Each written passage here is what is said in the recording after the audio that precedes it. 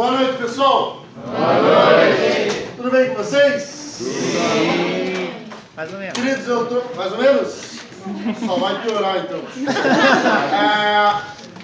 Seguinte, trouxe para vocês o material. Trouxe para vocês 4 questões, vamos tentar resolver elas. O que eu calculei? Cada questão da federal você tem 3 minutos em média para fazer, tá? 3:15 e tal que você tem ali de tempo.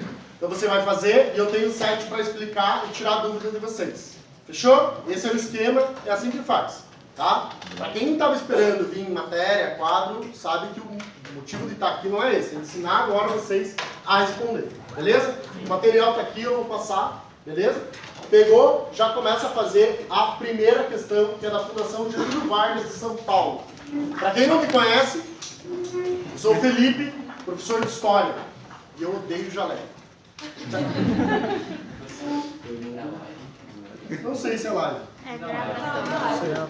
Tá gravando? Tá gravando, né? Tá gravando. Tá fazendo alguma coisa que tá me deixando bem constrangido. Nossa.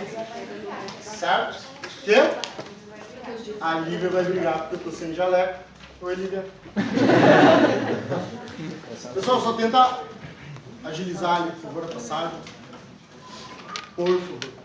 Pega um tantinho e passa aqui também para a lateral, por favor. Aí já vai passando para cá. Algumas das folhas depois, vocês vão ver que na última questão tem que fazer um comentário ali. Só me lembrem quando a gente entrar na última questão.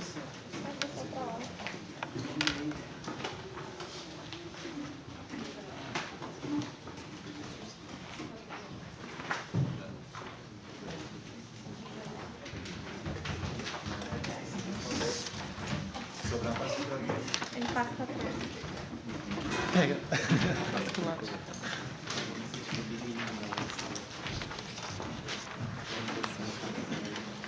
Voltou? Eu calculei 50, pessoal, tá certo? Vai sobrar ainda. Todo mundo tem? Para fazer só o número 1, pessoal, por favor. Faltou? Tem aí sobrando? Como é que tá? Tá vindo? Faltou? Tem mais que 50? Nossa, gente. Falaram pra mim que era 45, 50? Bom, faltou quanto? Avisa aí no grupo que eu falei 40, que era federal, não 40. Tem 40? Bom, agora tem bastante. Tá, quem ficou levando a mão? Quem ficou sem? Levando a mão. Nossa, por 3 pessoas. Tira foto, por favor, então. Tá. Todo mundo tá com. Todo mundo tem acesso, tá fácil, celular aí. Tira foto, por favor. Eu trouxe 50 cópias.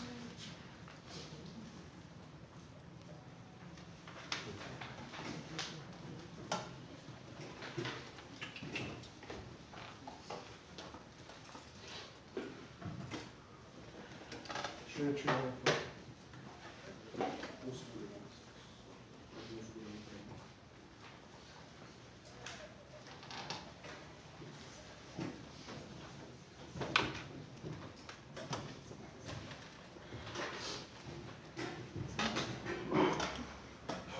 Quem já terminou, levanta a mão. Mais 1 minuto, pessoal.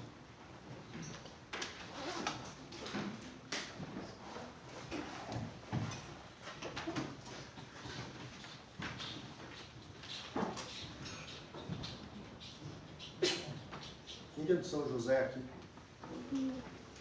Ninguém de São José? Eu conversei com eles, eles falaram que não estava sendo avisado que estava tendo aula aqui. Daí acho que não começaram a vir. Quem que é do SEM aqui? Eles vinham nas assistências? Sim. Não muita gente, mas teve 2 pessoas. Mas Tinha vinho, 3 né? pessoas em São José na Isso, assistência. aí eu falei com esses mesmos que vinham, aí eles falaram que não estavam sabendo, não sei o quê. Tá, Não sei. Falaram. beleza. Então depois ele se responsabiliza você. Tá bom. FGV, Sem problema. abre aspas. Daqui nasce um dilema. É melhor ser armado do que ser temido? Ou o inverso? Respondo que seria preferível ser ambas as coisas, mas, como é muito difícil conciliá-las, parece-me muito mais seguro ser temido do que amado. se só se puder ser uma delas.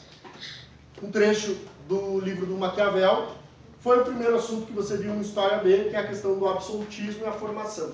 Por que eu escolhi essa questão? Porque essa questão, a federal, as perguntas que ela vai te fazer, pessoal, é bem provável que ela abra um texto para você, um trecho, por uma questão que aqui é para ser rápido, exercício, normalmente ela não vai fazer um trechinho desse, às vezes ela faz um trecho até bem maior que o texto. Estejam preparados para isso na prova de história. E aí, depois da tua análise, vem as questões. A respeito do pensamento político dele, o que você já faz nessa hora? Se você lembrou de Maquiavel, você já sublinha, coloca ali absolutismo e formação do Estado Nacional. Eu imprimi só a parte da frente, a parte de trás é para vocês fazerem anotações se vocês quiserem, ok? Essa questão, ela é mais tranquila. Se a gente for ver, ela é mais sussa para vocês. Beleza? Vamos falar a letra A. Mantinha uma nítida vinculação entre a política e os princípios morais do cristianismo. Falso, e você vai sublinhar uma parte para mim que é bem importante, que é uma coisa mais aprofundada que a gente vai falar de Maquiavel, que a gente não teve a oportunidade de falar em sala. Maquiavel, por muito tempo, ele acabou sendo criticado por muitos membros da Igreja Católica, porque ele colocava que o rei poderia fazer o que ele quisesse. Toda forma de poder ele tinha, toda ferramenta que Maquiavel pudesse ter, que o rei absolutista pudesse ter, Maquiavel defendia que ele tinha que fazer uso, né? Ou seja, a velha frase de que os fins justificam os meios.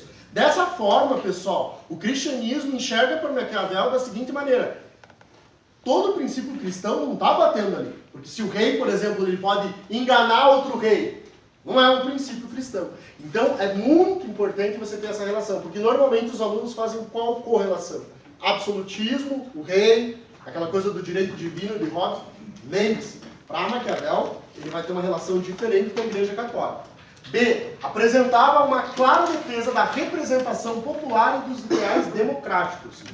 Risos. Mas por que essa questão está aqui? Para você marcar e para você aprender.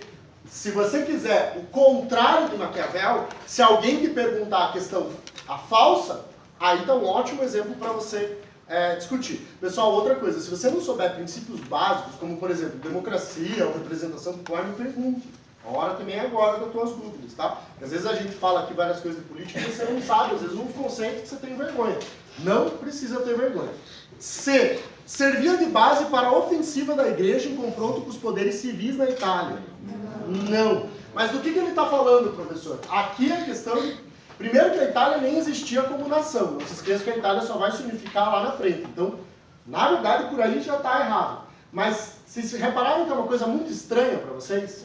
Vocês nunca meio que ouviram falar disso em sala, essa questão de poder civil. Gente, se isso acontecer com você na prova, não pire, não pire. Não fique tipo, meu Deus, mas será que o Felipe falou disso na aula? Será que a Marina falou disso na aula? Eu não lembro. Qual é a probabilidade de alguém ter falado isso em sala ou não? Já falei para vários alunos, quem é do SEM agora me escute. Não crie coisas na tua cabeça na hora da prova que você vai estar nervoso, tá? Viu uma coisa que você não sabe? Putz, não sei isso daqui. Se você não sabe, meu amigo, porque você não aprendeu. Então você é errado do mesmo jeito. Faz o seguinte, cancela aquilo.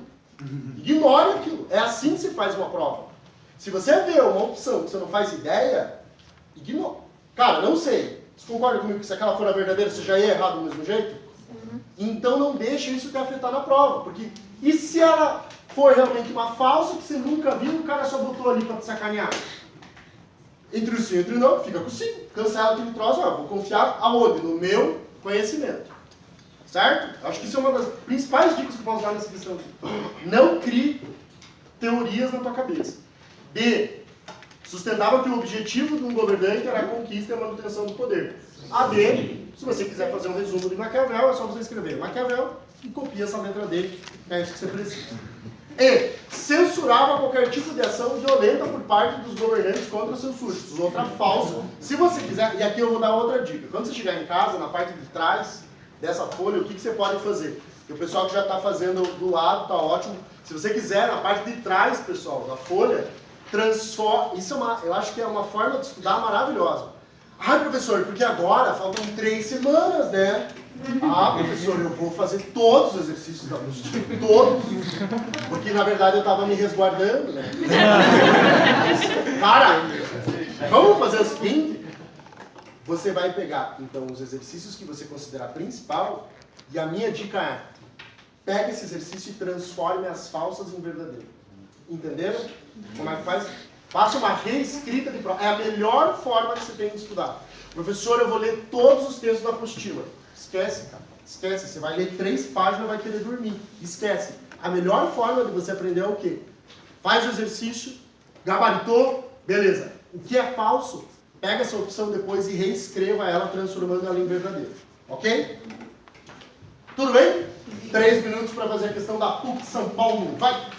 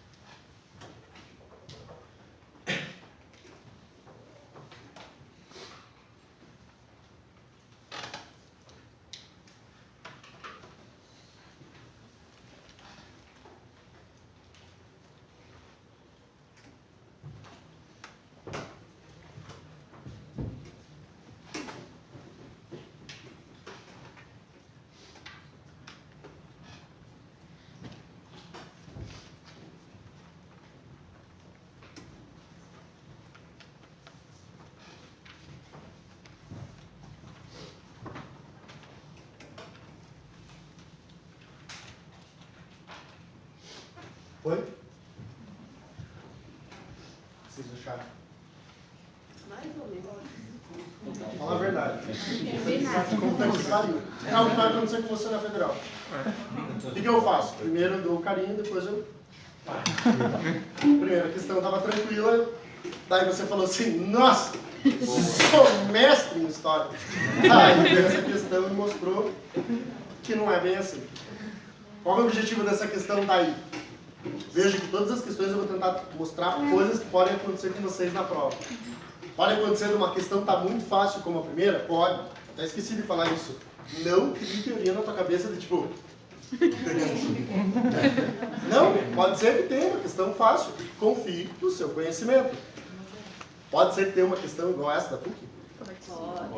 É mais provável que tenha uma dessas. Vamos lá? Outras coisas que viu, muito numerosas, pedem tempo que o verso meu não dura. Pois lá encontrou... Nossa, tá bem lindo. Pois lá encontrou, guardadas e copiosas, 1000 coisas de que andamos à procura. Só de loucura não viu muito, ou obras que perdi, ou pouco que ela não sai do nosso mundo louco. Mostrou-se-lhe também o que era seu, o tempo e as muitas obras que perdi. Viu mais do que ninguém suplicar o céu, pois todos cremos tê-lo em demasia. Digo Ciso, montanha ali mais alta que as erguidas do mais que aqui nos falta. Do Victorious Visto, Orlando. Dá para entender alguma coisa que o cara fala? Não. Pode ser que aconteça isso comigo, que ele me dê um texto que eu não entenda absolutamente nada. E aí você vai lembrar desse momento aqui agora. Você vai lembrar, você vai falar assim, ele falou que isso podia acontecer. Vou ficar calmo. Continua. O trecho acima de um livro de 1516 narra parte de uma viagem imaginária à Lua. Lá o personagem encontra o que não há na Terra e não encontra o que aqui há em excesso. Pode-se identificar o caráter humanista do Cristo. Aqui ele já te deu uma dica. Humanismo. Do que nós estamos falando? Do Renascimento. Se ele falou humanista, ele está falando que o homem está no centro de tudo, o homem é o valorizado. Certo? Então aqui ele já te deu a dica. Outra coisa, se você ainda fosse mais profundo, você conseguiria ver o quê? Pela data. Só que pela data é mais difícil, né? 1500 ali é complicado você, né, fazer essa referência. Agora, se você pega o termo humanista, cara, você vai ficar pensando, humanista, o que é humanista em história? Pô, do nascimento, o homem no centro de tudo. Ah, o que ele está querendo falar? Certeza de origem cristã de que a reza, súplica ao céu, é a única forma de se obter o que se busca. Se é humanista, o homem está no centro de tudo. Esse tipo de visão da letra A você vai marcar do seu ladinho, que era uma visão muito presente em qual período da história? No feudalismo, na Idade Média. Lembre-se, súplica ao céu, a espera pela morte, a vida que eu tenho e que eu olho esperando por Deus. Tudo bem? Bem, constatação da pouca razão, o Cida, ele explica o que é o siso, que está ali, siso, e da grande loucura existente entre os homens. Alguém marcou essa? Você e você acertaram. Já, vamos ler as outras e aí a gente volta. C. Aceitação da limitada capacidade humana de fazer poesia. Limitada capacidade? Percepção do desleixo e da indiferença humanos. O tempo e tal, ele explica. Veja, em todas ele está falando mal dos seres humanos, pode reparar isso. Mas aí a gente vai pegar assim, ó. E ambição dos homens em sua busca de bens. Provavelmente a maioria marcou essa, né? Sim. Pois é, pessoal, mas o ser humano ele não é o que está no centro de tudo. Não é ele, que é o mais importante. Qual parte do Renascimento que vai falar que ele tem que buscar dinheiro e coisa? Não, pessoal. Essa ambição dos homens, aqui você até pode colocar uma referência bem longe. Se você quiser lembrar, por exemplo, de Calvino. Mas daí é reforma protestante, não tem nada a ver, está lá na frente. Lá na frente não, está no mesmo período, mas não tem essa relação com o texto. Tá, seu Lazarento, o que eu faço nessa hora da prova, então? O que foi que o professor Felipe acabou de errar fazendo essa questão com vocês? O que eu errei? Como é que eu responderia isso aqui? Onde que está meu erro? Li uma opção.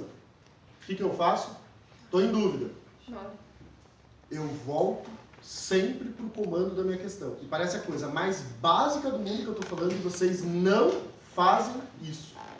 Vocês não voltam para o comando da questão. Ele vai falar, o trecho assim, blá, blá, blá, blá, lá o personagem encontra o que não há na Terra e não encontra o que há aqui em excesso. Do que ele está falando? Ele está fazendo uma crítica que lá não tem, que é a pouca razão dos homens. É isso que falta. Meu Deus. Aos homens.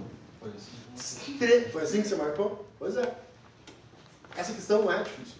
Essa questão é extremamente, muito complicada.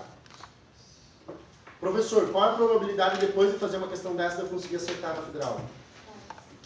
Pode ser que você tenha aumentado, porque você vai estar mais preparado para isso. Porém, entretanto, todavia, eu acabei de ensinar você que errar a questão também é normal. E aqui eu vou dar mais um recado que eu dava nas aulas de segunda fase. Você não vai acertar as 90 questões. Cala a boca, eu vou assim, não vai. Não vai. Não vai, não, eu vou. Não vai. Então, para de achar que você vai. Outro objetivo dessa questão que está aqui, para te explicar como que a prova funciona, é o seguinte. O fato de que você tem que acertar o que você sabe. Você vai acertar na prova o que você sabe. Entenderam? Se você pega uma questão como essa, o que ia acontecer? Você ia falar, nossa, sou bom em história, vou ficar aqui, você ficava lá perdendo uns 5, 10 minutos numa questão. Como que é a probabilidade mesmo de errar uma questão dessa? É alta, não é? Ai, professor, mas eu vou errar. Você e o teu concorrente vão errar. Então acerte o que você sabe. Essa questão está aqui para você lembrar desse momento agora, lá na prova. Vai acontecer, eu te garanto, vai acontecer. Vai ter uma questão assim. Você vai lembrar de mim e vai falar, caguei. Porque o professor falou que eu não vou acertar todas. Não vai. Não vai. Certo? Vamos trabalhar com a sinceridade aqui, com a honestidade. Beleza? Vamos acertar aquelas que a gente sabe. Por exemplo, como a primeira questão da FGV. Essa da PUC de São Paulo. Tem que, óbvio. Também não é só simplesmente chutar lá. Não. Leia, viu. Não posso sair desse ponto. É isso que eu posso fazer. Dei o meu melhor. Vou em frente. Vou focar onde eu posso acertar questões. Certo? Certo. 3 minutos para fazer a questão da FUVEST.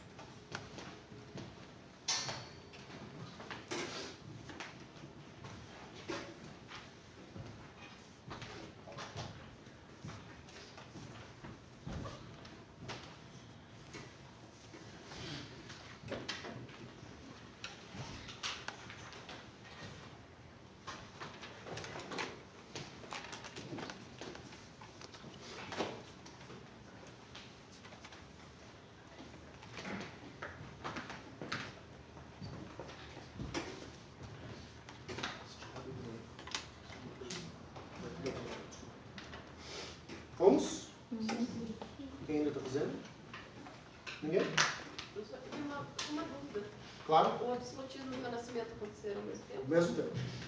As três coisas que a gente vai ver agora está acontecendo ao mesmo tempo. Professor, como é que uma forma fácil de lembrar disso? Lembra das pinturas. Não tinha um monte de rei absolutista que fazia as suas pinturas? E eram pinturas renascentistas. Lembre-se que o rei da França passou praticamente a vida inteira pedindo para o Leonardo da Vinci ir morar na corte dele. E queria, porque daí vai entrar o mecenato. Eu bancar o cara para ele estar ali comigo. Né? E, dessa forma, eu ter a questão cultural em volta de mim. Eu sou um grande mecenas das artes. Sou um cara culto, sou um cara conhecido.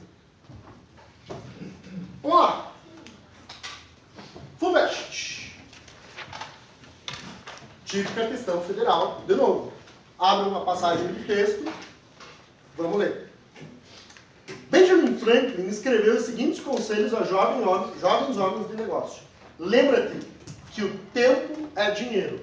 Lembra-te que o crédito é dinheiro. Lembra-te que o dinheiro é produtivo e se multiplica.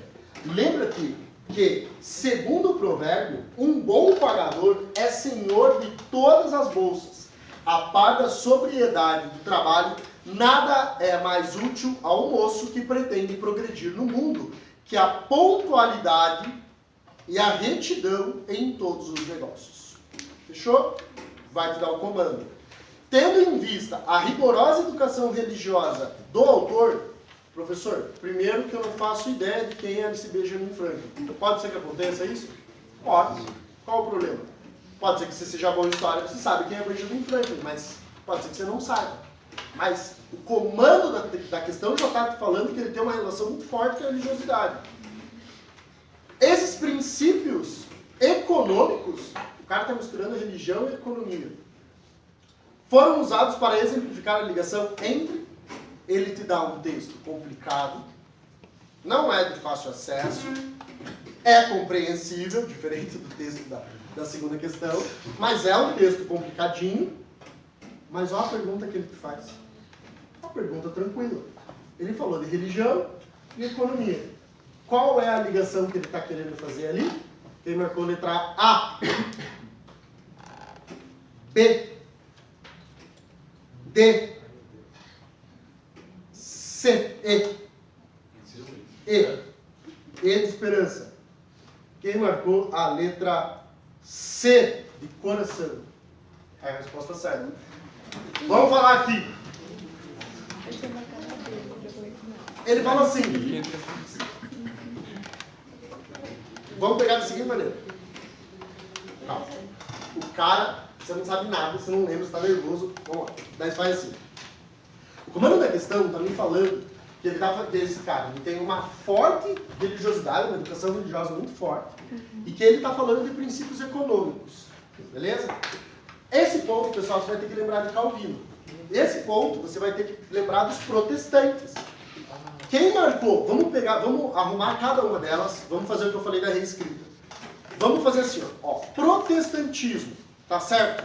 Sim. A maioria dos protestantes não vê problema na questão de você ter lucro. Ainda mais se você é de uma linha calvinista.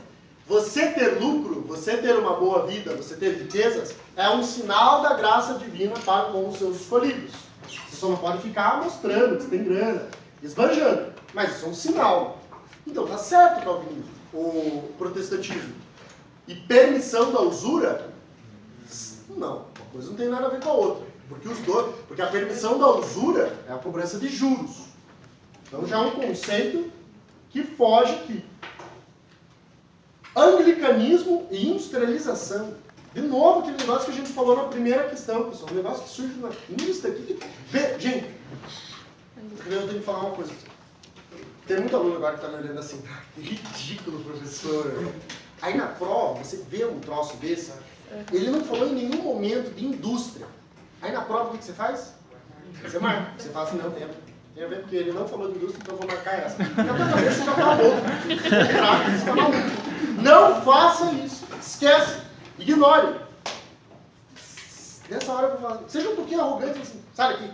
Ridícula, nojenta. Sabe? Tenha autoconfiança para olhar para essa questão e falar assim, meu, totalmente errado, cancela.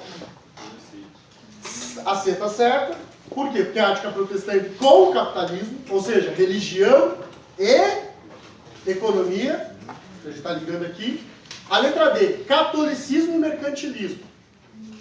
Mercantilismo, pela questão econômica, tá, beleza, mas o que o catolicismo tem a ver com a acumulação de...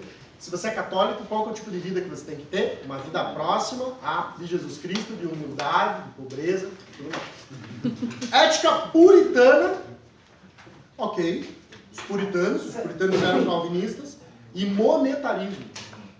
Gente, monetarismo é uma escola econômica. Vai existir na década, no último século, assim, tem monetarismo. Se eu não souber ficar nervoso, é a dica que eu te falei. Você conhece monetarismo? Sabe o que é? Não sabe. Então confia no teu conhecimento, não naquilo que você não sabe. Ok, pessoal? A última é só uma babinha que eu dei de finalzinho para vocês, tá? Só que antes eu ia tirar dúvidas. Você, qual que era a dúvida? O que significa demasia? Demasia. Tá muito. Qual que é o contexto, Calma? Em demasia, algo que está em demasiado. Tem muito, tá passando. Quem mais tinha dúvida? Você. A relação da ética protestante com a puritana. O que tem? Eu não sei, tu falou que daria certo pela ética puritana, só que não relaciona as outras. A resposta certa, você está falando da letra C? A ética protestante e capitalismo, principalmente pela questão do capitalismo. Porque assim, tanto protestantismo, ética protestante, essas daí, ele fala ali, acho que ele fala puritanismo, essas todas estão corretas. Aonde está o erro? Está na questão econômica. Sim. Porque aí, o que acontece? A gente tem que lembrar que Calvino, com a ética protestante, qual foi, tentando fazer bem rápido aqui, pessoal, Calvino é o cara que chega assim, qual que era o grande problema da reforma protestante? É que os burgueses estavam em confronto com a igreja católica, porque eles não podiam, por exemplo, cobrar usura, que é você emprestar, cobrar juros. A igreja católica falava, se você empresta dinheiro, você não pode cobrar juros. Se você fizer isso, é usura, é contra o catolicismo. Ou seja, você tem que ter uma vida parecida com a de Jesus, de unidade e tal. Beleza. Quando Calvino faz os estudos dele e ele apresenta a ética calvinista, o que o Calvino fala? Na realidade, você ter riqueza é um sinal de que você vai para o céu. Lembrem-se, pessoal, que essa questão de calvinistas, e aí vai entrar puritanos, outros caras, qual que é a explicação deles para a salvação? Não importa o que você faça na terra, não importa. Você já está predestinado, é a predestinação da fé. Não importa o que você faz aqui. Você já está predestinado. Ou você vai para o céu, ou você vai para o inferno. Então não tem como saber? Não. Então posso meter o louco e colocar fogo aqui no Politécnico? Não. Você não faz isso. Mas você é uma pessoa estudiosa, que vem para a aula de noite, você quer passar no vestibular, você quer cuidar da sua família, você quer ter um bom emprego, você quer retribuir tudo que sua família te deu. Esses são os sinais de que quem sabe você vai para o céu. Agora, se você bebe, não vem pra aula. Mais que tem. Tenta resolver a apostila em uma semana. Essas, entendeu? Se tem briga, aí já são sinais que você vai sentar no colo de Satanás. Só para terminar, é nessa hora que a burguesia, vamos chamar que a burguesia, ela tinha um entrave para desenvolver o seu comércio. E aí vai desenvolver o quê? O capitalismo. Porque ela tinha esse entrave da igreja católica. Quando o Calvino fala isso, a burguesia, ela vira e fala, tá lá. Só que cuidado, pessoal. Tem muito aluno que acha que a burguesia mudou de lado porque ela, porque eu vou visar o lucro. Não. A burguesia era tão católica e religiosa quanto qualquer outro fiel. A questão foi que a burguesia olhou para Calvino e falou, tá vendo? A igreja católica que tem padre, que está tendo filho, a igreja católica que vende indulgência, a igreja católica que está totalmente errada, vendendo pedaço de madeira falando que é da cruz de Cristo, enganando a população, também estava me enganando quando ela falou que eu sou uma pessoa do mal. Olha o que o Calvino está falando de mim. Está falando que eu sou escolhido de Deus. Eu, na minha religiosidade, eu vou ver. Daí a burguesia faz assim. Daí toda ela, e ela entende o quê? Que quanto mais dinheiro você ganhar, quanto mais desenvolvimento você tiver, mais são os sinais da graça de Deus. Diga. Todo mundo entendeu? Sim. Desde quando o capitalismo existiu? Aqui nesse ponto, eu não vou colocar para você dados, porque é um desenvolvimento econômico que se dá, mas a gente sabe que ele vem depois do mercantilismo. Então, se a gente colocar como data, para ficar bem fácil para você, você pode colocar o capitalismo, por exemplo, vai ter gente que vai falar assim, começa na Revolução Industrial. A gente vai colocar antes. Entende? 1700, começa. Final de 1600. Século XVII, século XVIII. Está ali para você entender. Mas lembre-se, o mercantilismo era um tipo de política que os reis absolutistas faziam para o quê? Literalmente para eles segurarem e centralizar neles, não só o poder agora, mas também as riquezas. Lembra do monopólio? Os caras davam? Só um vai ganhar, não tem livre mercado. O capitalismo já vem para acabar com esse tipo de coisa. E muito dele se desenvolve por causa dos burgueses. Né? Porque os burgueses vão desenvolver o seu comércio, vão vender, vão investir, vão trabalhar um monte, porque eles têm essa ética protestante. Certo? Todo mundo entendeu? Acabou? 5 minutos? Então, que bom, deu certinho. Uma rebarba para vocês. Uma última coisa. Esse tipo de questão que eu botei aí agora também é uma questão que a Federal gosta de fazer. Às vezes ela dá um texto para você relacionar dois assuntos e saber como se fosse causa-consequência. Tá? É um tipo de questão que pode aparecer para vocês. O último eu só deixei no finalzinho porque eu não queria perder a página inteira da impressão. Eu botei uma questãozinha bem tranquila de fazer. Teve um pessoal que a impressão não saiu a letra E. Dá uma olhadinha se você é uma dessa pessoa. Quem está sem a letra E, anota aí. A letra E é assim, ó. Permitia a utilização de mão de obra escrava. Só sem uma letra. Ah, é? Que bom.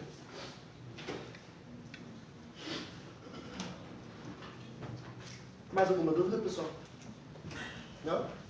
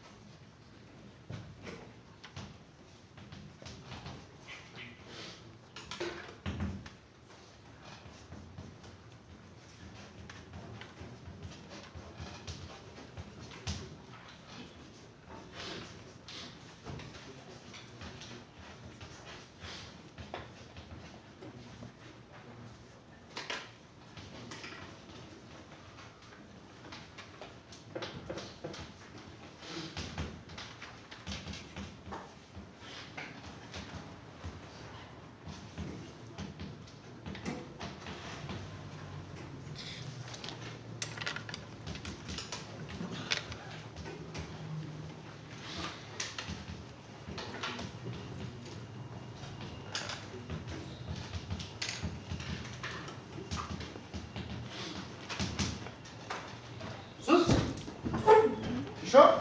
Bem sucinto. Podemos dizer que a supremacia marítima e comercial da Inglaterra, quem foi meu aluno viu que eu não falei disso em sala de aula durante o ano inteiro, eu nunca falei. Toda aula que eu dei. Lembra que a Inglaterra manda nos mares, lembra que a Inglaterra tem esse poder aí. Foi um dos fatores decisivos para o processamento da Revolução Industrial, por quê? Asseguravam o fornecimento de matéria-prima, que permitia um maior desenvolvimento técnico, eliminava a concorrência francesa, assegurava o mercado para as manufaturas e incluía a diminuição de custos de produção, permitia a utilização de mão de obra escrava. Número 1, já cancela aí. Mão de obra escrava dentro da Revolução Industrial faz sentido? O escravo não ganha salário, não vai comprar o produto. Assegurava o fornecimento de matéria-prima, aonde que era o principal fator de matéria-prima dos ingleses? A própria Inglaterra tinha isso, né? A própria Inglaterra tinha carvão, minério, como ferro e tudo mais. Não que ela não tivesse, que ela não pegasse de outros lugares, mas era principalmente dela. Permitiu um maior desenvolvimento técnico, bem tosco, né? Porque ele só solta a questão, tipo, tá, desenvolvimento técnico do quê? Do que você está falando? Eliminava a concorrência francesa? Não. Quando Napoleão tentou fazer uma concorrência, nem durou muito tempo. Lembre-se, a Inglaterra mandou no mundo que ela mandava nos mares, e isso foi por vários anos. Assegurava um mercado para as manufaturas e inclui a diminuição de seus custos de produção. Certo? Alguma dúvida? Vamos ler o bilhetinho? Alguma dúvida? Esse negócio é frente ao Só para lembrar, caiu tudo que você havia falado em sala, na aula, na prova do positivo. Sério? Eu nem vi a prova, mas que bom que caiu. Que bom que caiu. Acertei. Isso. Tem a ver. Oliver Cromwell. Queridos, muito obrigado pela atenção de vocês. Aqui está um pequeno quadro. Eu não tive espaço para escrever mais. Mas quem quiser tirar foto, nossa, é um resumão que eu tirei da minha cabeça que agora eu resolvi fazer para vocês. Tá bom? Se você olhar ele e falar assim, putz, tem alguma coisa aqui que eu não sei, vem falar comigo. Tá bom? Obrigado pela atenção, pessoal.